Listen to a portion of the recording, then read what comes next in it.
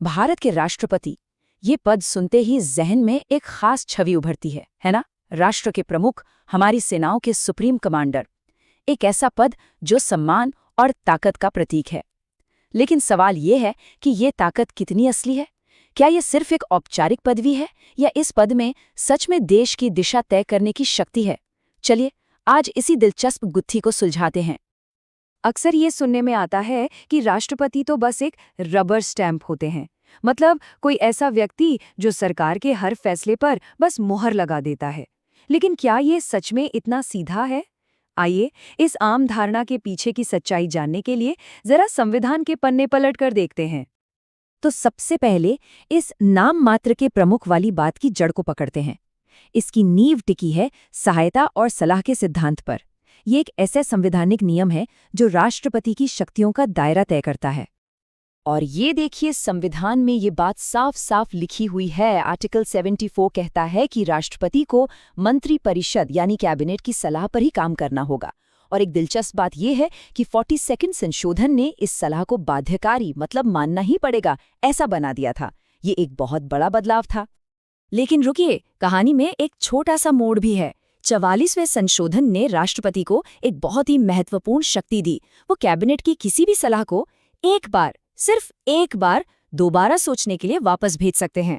हाँ, अगर वही सलाह दोबारा उनके पास आती है तब तो उन्हें वो माननी ही पड़ेगी। ये एक बहुत ही महीन लेकिन जरूरी संतुलन बनाने वाला कदम था। अच्छा, तो ये तो हुई एक साइड की बात।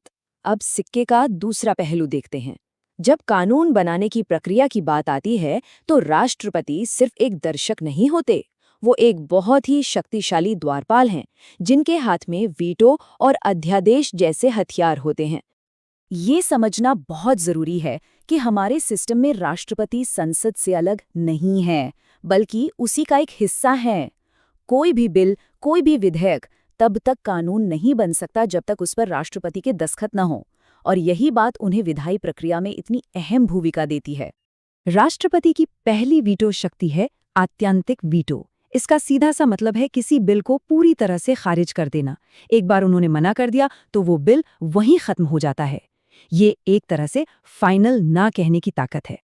फिर आता है निलंबनकारी वीटो। ये राष्ट्रपति को एक तरह से ब्रेक लगाने का अधिकार देता है।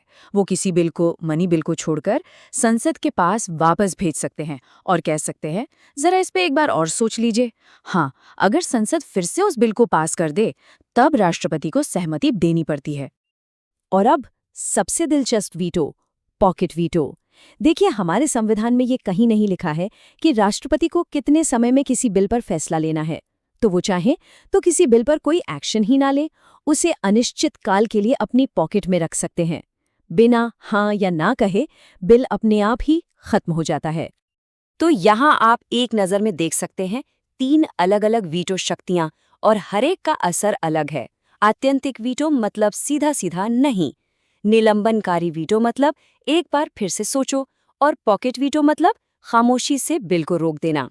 ये शक्तियाँ राष्ट्रपति को कानून बनाने की प्रक्रिया में एक बहुत अहम खिलाड़ी बना देती हैं।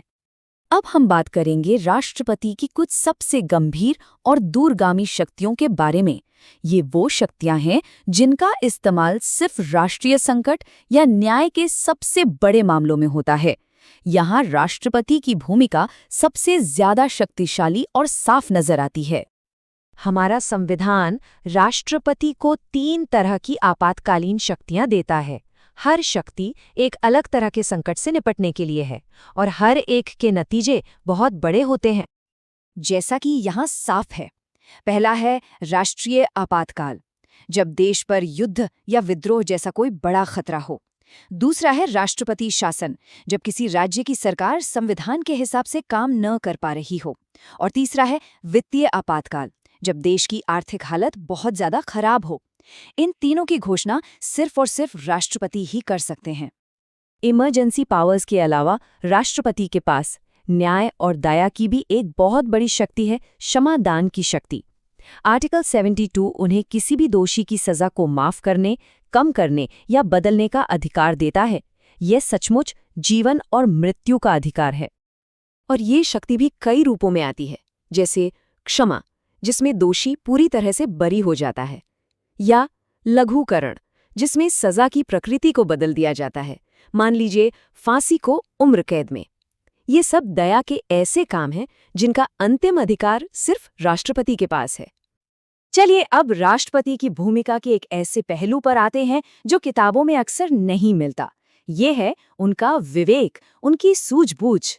ये वो दायरा है जहां संविधान चुप है और राष्ट्रपति को अपने विवेक से फैसले लेने पड़ते हैं, खासकर जब देश में राजनीतिक अनिश्चितता का माहौल हो।